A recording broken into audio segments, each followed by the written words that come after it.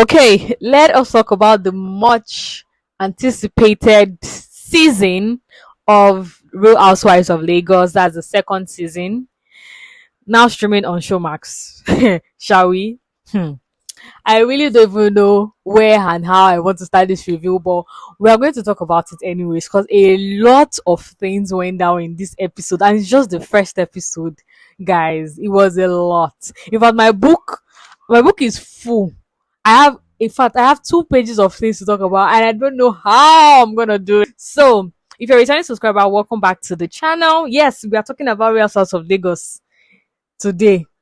Who would have thought? I mean, the first season was showing, it was just too much for me. And if you're an OG on this channel, you know that I do talk about how I find it very overwhelming to watch what everybody's watching at the same time. I mean, that's somehow for a movie critic or a movie analyst, but it is what it is. I just pressure. I don't like it. So when there's something everybody's talking about, I just try and remove myself from it, and that's where I can be with movies, shows, whatnot. So yeah, but I'm like, oh, we're going to do this. I saw Real Housewives of Abuja first, and it was crazy. And I heard that Real Housewives of Abuja didn't even match up with Real Housewives of Lagos. So I was like, let me go and watch, and I watched it, and I was like, When the second season comes out, I have to talk to my G's about it because here I just love to chat about TV shows, series, movies, and all that. So yeah, indulge me for this season, and I really do hope you're watching as well, or you just watch my review for the fun of it. So yes, first things first, I'd like to talk about the women that came from the previous season into this season, and the new women that just joined the season, and what I think about them, my observations concerning them. First things first, let's talk about Laura. For some weird reasons, I just love Laura's vibe this season. I love especially this episode. Let me talk about this. Let me just stay with this first episode that we've seen because we don't know what else is to come. But I just love her vibe. She seemed happy, very joyful, smiley. She hasn't caused any trouble. She hasn't instigated anything just yet. So I'm really liking that energy and that vibe that I'm getting from her. Chioma as well. Chioma is still coming in with the fashion, the sophistication, the class, the poise, the calmness, and I'm all for all of that. Sadly, I cannot say the same for Iyabo's character. Sadly, what did I just say character? I cannot say the same for Iyabo's person because I was one of those people that really defended Iyabo from last season when people talked about how she instigated a lot of things, how she would stir up things and then watch by the sideline, watch things go south. I was just like, no, Iyabo, no, I really liked her. I really like she really gave us this big anti figure. She was this, she was that. I was gunning for her loudly in season 1, but right now I don't think I can keep that same energy with all the things that she did just in this episode. Like, it was way below the belt. It was so disappointing, and I don't know, it was just off. And it's interesting to see that the women kind of switched characters. Like, the people that were hard for me to watch in the previous season, now I enjoy watching them, and people that I didn't even expect certain things for them are the ones doing certain things in this season. But we'll get to that in details much later in this review. So like I already said, Iyabo is back. She's with this mean energy, provocative, poking people, looking for a reaction, very expressive. I mean, there's no problem with that.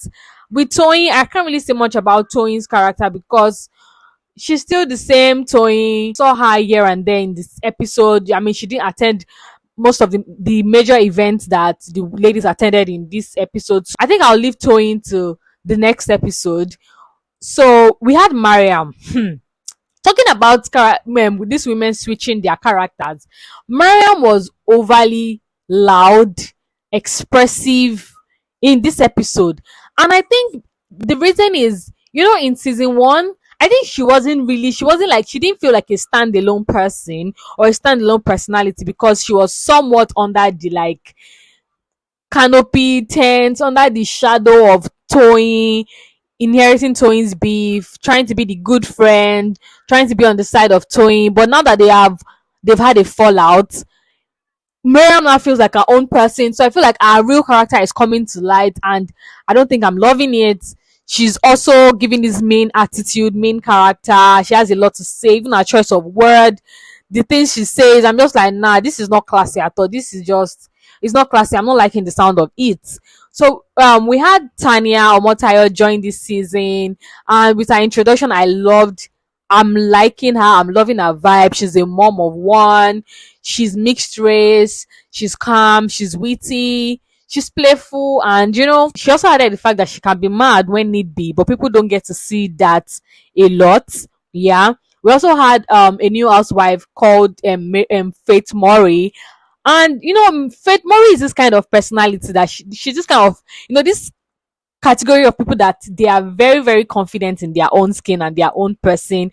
They don't need anybody to tell them who they are because they already know who they are, and they're this kind of person that they cannot dim their life for anybody. Like, they're just overly confident people that if you're in a space with them and you're not secured in your own skin, you're not secured in your personality, if you have insecurities and you have low self-esteem, you feel like they are doing too much, or you take offense with how expressive and how confident they can be in a room.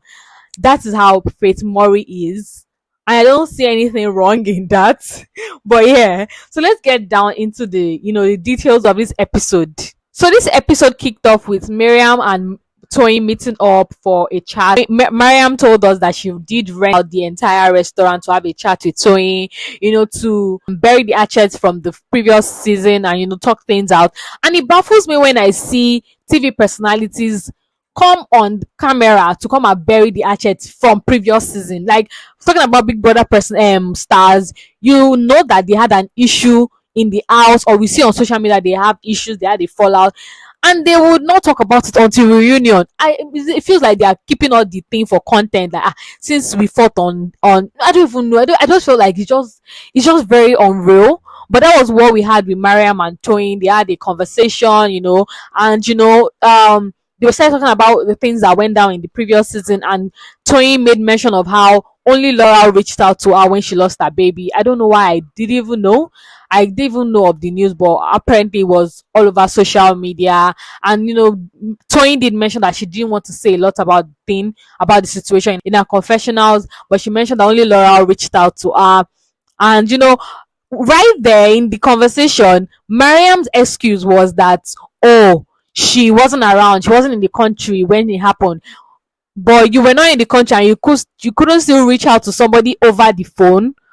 Make it make sense. But in her confessionals, her defense, she said Toyin was lying, she reached out, That means, like, these women, you say one thing in person and you say another thing in your confessionals. Have a clean story, have a straight story, have the direct story. Like, have one story, don't confuse all the viewers. Went ahead to ask Toyin what her relationship has been with the other women, and I find it very shady, or I don't know if I'm using the right word, but I just find it very unsettling when two women decide to meet to talk about their personal issues and you start talking about other women. Like, is your life that boring? Like, you put up anything to talk about it. You're bringing other women into the discussion, and that was what Mariam was trying to instigate. Asking Toyin what her relationship with the other women is like now. But Toyin didn't really, she didn't really entertain that conversation. So in the next scene, we saw that Iyabo and Chioma met up, and they met up at Chioma's restaurant. We saw that Chioma made mention that she's changing out things, taking out a lot of things from her restaurant, putting in new things, and the restaurant did look good. And I love the fact that she's investing into her business. I'm just like, oh, very good, goals, money, business, and all of those things. Yeah, but it was very, very. It was somehow to see how Iyabo was. They were using all these friendship tags. Oh, my baby girl, my darling. I'm just like, it came as a shock to me the way they were very expressive about their friendship, insinuating that they are very close, they have a good bond, they have a good friendship. And it took me a minute to remind myself that, okay, these people actually do have a good friendship. I don't think they had a major fallout. At some point they wanted to, but I don't think they had like a serious fallout in season 1. So I was just like, okay, whatever, we'll allow this. But we saw that they met up, the atmosphere was warm, it was good. I know they got talking, and as usual, they talked about themselves. They went and they talked about other women. Chioma did not fail to show her displeasure with Toyin, and talking about how Toyin should stay on her lane, she won't stay on her own lane. She doesn't want to have anything to do with Toyin and all of those things. There's no going back from everything that had happened. And she even referred to Toyin's husband as a thing. And I think that's coming from the whole situation of where Toyin's husband, the alleged attack of Toyin's husband on Chioma's PA Solomon. So I'm just like, that could be the reason, but Chioma didn't fail to be vocal about how she felt genuinely concerning Toyin. And that's the Chioma we got in season one, and that's what I think we are getting in season two as well. And I'm not mad about it. In the next scene, we saw that Laura was having a nice time with her family, and Mariam called her on FaceTime to catch up. And I'm just like, this woman. First of all, she reached out to Toyin to have a chat, and now she's reaching out to Laura. Okay, all because what, the season is starting, so people have started filming again. Like, mama, just rest. But anyhow, she reached out to Laurel saying she was having a distress party, wanted to catch up. And according to Laurel, they've not spoken in a year ever since the show ended. So I'm like, okay, interesting to know that. And from there, the conversation went to Toyin, and Laura, I think Laura was asking something like, "Oh, she's your best friend. People have amended things." And she was like, "I don't want to talk about this." And I think Laura too made mention of the fact that the friendship she had with Toyin in the past is done and can never be undone. Like, they cannot get over it. That's just done and dusted. She doesn't want to go over it again. There's no point trying to revive their friendship and whatnot.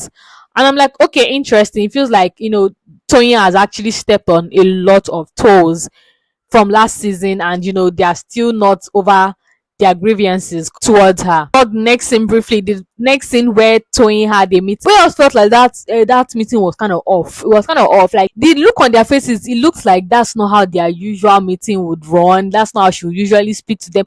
I don't know. It's just what I observed from their body language and their countenance.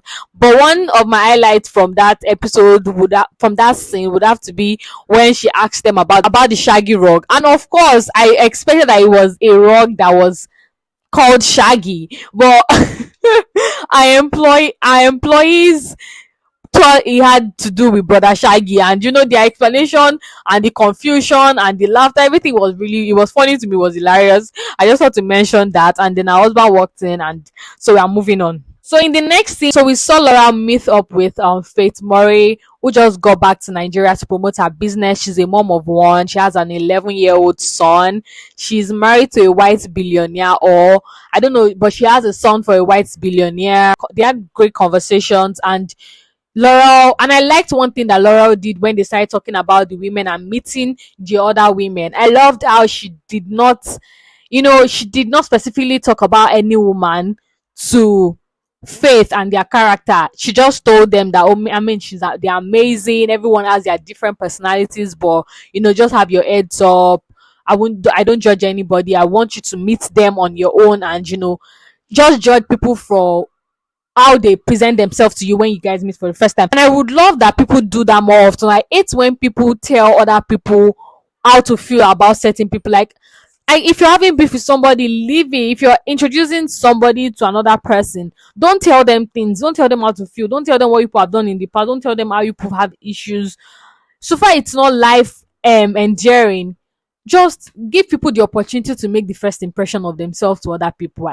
Give people that grace. I hate when people take the opportunity away from people, and I'm speaking from experience. But yeah, I liked that she didn't go in details, but like we heard Faith say in her confessional, she already got the memo, she already got the gist, she understands, and babe was prepared for the battle to come.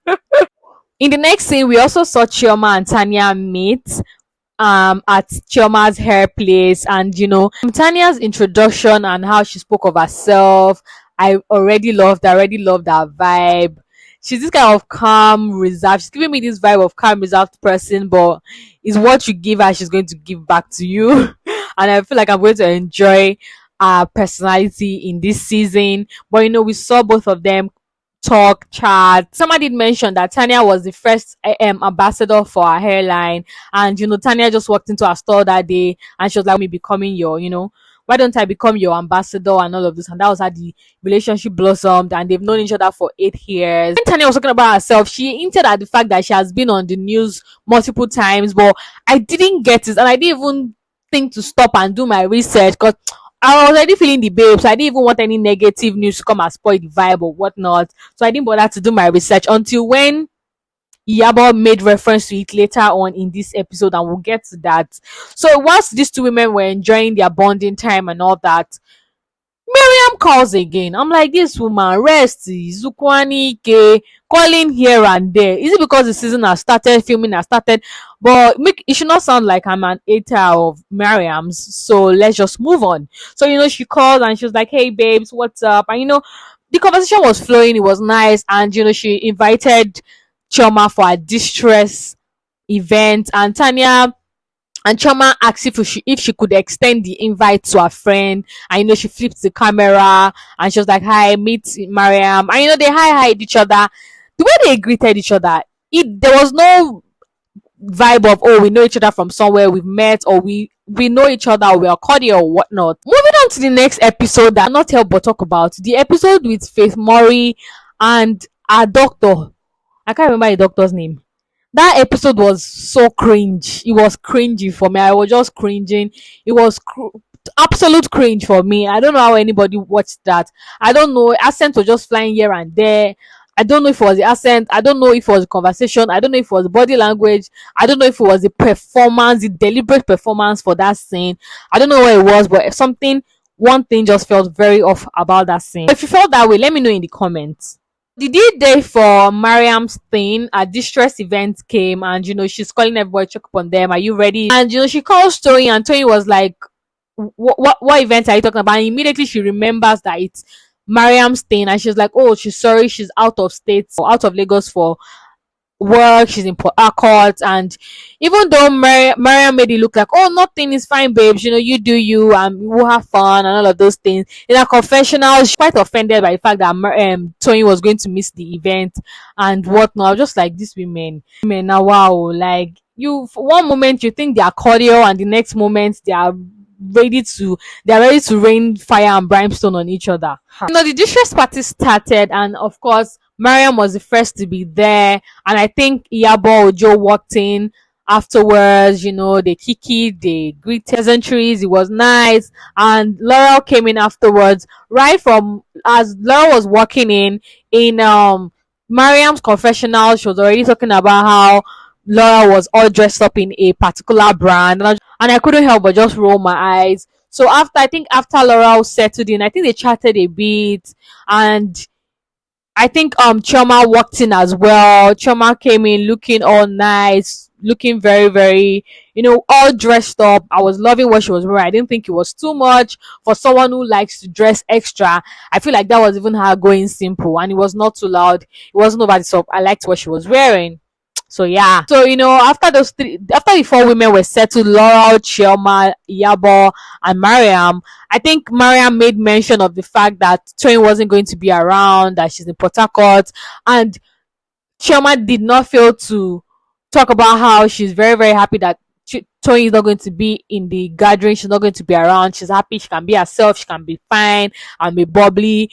Laurel mentioned that she invited a friend as well. She came with a +1. Oh yes, she did. And she told her Faith Morey and all of those things. And prior to that time, Iyabo Ojo and her daughter Priscilla already met with Faith, because Priscilla was supposed to work with Faith, work with her clothing brand, model for them. But her mom, Iyabo Ojo, expressed her displeasure at her daughter working with a clothing brand when she has something similar upcoming. But I'm just like, if it were to be a very big brand, would she have maintained that same stance? It's as if as a result of an eating beef or something with Faith. Who knows? But anyhow, I don't know. But yeah, she did. Her daughter ended up not working with her. The ladies were much settled in. I walked in looking simple, nice, looking fit for the occasion. She walked in, and immediately she walked in, Iyabo Ojo and Mariam's eyes were already rolling in. They had certain expressions written all over their faces, and they did not fail to express it. They didn't even pretend, they didn't even hide it for someone walking into you into the mix for the first time. I mean, later on, when people have gone out on 3 4 dates or something, then you kind of like, the other day that you came, I was even saying that this girl looks like so person and not, but they did not fail to talk about it at that same point. They were talking, and Laura introduced her friend, saying, "Oh, this is my friend, this, that. She's on social media, but she's not on social media, blah blah blah." And the next thing, they started talking about how, oh, she looks like that girl, the other woman, the other lady. They were making reference to Caroline, which is not wrong, because both of them are very, very white. They are mixed race, of course. So, I mean, it tells on their skin tone. But in their confessionals, they said a lot of nasty things. And even right there in front of Tania, Iyabo Ojo mentioned how, oh, I know you. Like, we've not met before, but I know you. You know the, oh, I love my baby. That was where I remember. That was where I think that, oh, Whiskey. Oh, and you could tell that this is a narrative that Tania is trying to touch herself from. Like, people have past, people have stories, people have past event that they're trying to move on from. Like, why do you think it's normal to bring it up with them the first time you're meeting up with them? Like, that's so uncalled for, like, it's so wrong. And even Chioma was feeling embarrassed on behalf of Tania. They're throwing jabs at her, making reference to Caroline, the old whiskey thing. I'm just like, you people should just calm down. As if that wasn't enough, when Faith Morey came in fact, Faith Morey had a very dramatic, she had a very, very dramatic entry. She had a very, very dramatic entry. First of all, when she came down from the car, she had a very simple dress, beaded, shiny, short dress, and then he had a long pitch train. Long train that I felt like it wasn't needed. The outfit alone looked nice. Even the outfit alone was, even in fact, it was a bit too much for the occasion. Then you now had the train. I mean, and I am a sucker of wear what you feel comfortable in. So even when she was walking in the garden, at a point she stopped and even just packed the entire clothes in her hands and started walking. I'm just like, Kiwa Niwala, what's the problem? But I mean, do you? It's your wardrobe, it's your body, it's your feet, you get. But when she walked into the room, like she wanted, heads turned. Some in amusement, some in disgust, some in unbelief, but heads did turn. And Toyin and Iyabo Ojo and Mariam, they were just going off in their confessionals. What is going on here? Nobody is doing fashion struggle, blah blah blah. This is a simple event. They said come casual. As in, they said a lot of things, and I can't even begin to go into details of all the things they said to Faith. Like, they were deliberately poking her. They were looking for a reaction. They were deliberately wanted to provoke her into you know, flaring up and behaving unclassy. But they didn't get that, they didn't get that reaction from her, which I really loved. I mean, both women, Faith and Tania, they maintained poise, they maintained class in this episode. And I know that it at some point it will wear out, because there'll not be there's a limit to the nonsense people can take. But I mean, what Iyabo Ojo did most especially in this episode, I wasn't looking forward to it. I didn't expect it. It was very disappointing. And I was already even feeling terrible. I didn't even know that the worst was going to come. After the whole event had happened, and Mariam had given out the gift boxes to the women, everybody was actually wanting to say their goodbyes. Iyabo just stood up to leave the room, and Faye was asking for a hug or something, and they hugged and shared side kisses and all that. And Iyabo Ojo literally walked over Faith, a train, a dress, like she stepped on it. And Faith especially was like, like she didn't expect it. She was shocked in a very innocent way. And the other women were like, Iyabo. And she walked over the dress and turned back and walked over it again, like, I mean, it was looking like cruise, it was looking like jokes, it was looking like vibes, but it was just playing with somebody's emotions like that. It's just, it doesn't speak well. It was just very, very off. I didn't like it. Yeah, but she could have done better. She could have done better. I don't know. It was totally off and totally uncalled for. Someone that hasn't even done anything to you. And with the way Faith is, it feels like she has a lot of worry in her pocket. She hasn't even given you one, and you're already doing all of this. In fact, I was just like, these women, you go choke. And we haven't even seen much of Toyin in this episode. Even in the snippets that we saw for the coming episode, there was a place that somebody removed chair. Or I think I saw it on Twitter. Somebody removed chair from Tania's bum bum. Hey, I solo battle. Anywho, what you guys think about this episode? One, imagine me doing almost 28 minutes review. Hey, God help me. In fact, it's a lot. But let me know what you guys thought about the first episode of the Real Housewives of Lagos season 2. Let me know in the comment. Let's continue the conversation in the comment section. If there was any place I didn't even talk about, or any reaction or conversation I didn't mention, let me know in the comment and let's talk about it. I'd love to see you in my next review. But until then, make sure to remain happy because you owe it to yourself. Please subscribe to the channel and like this video. It really helps. Bye, guys.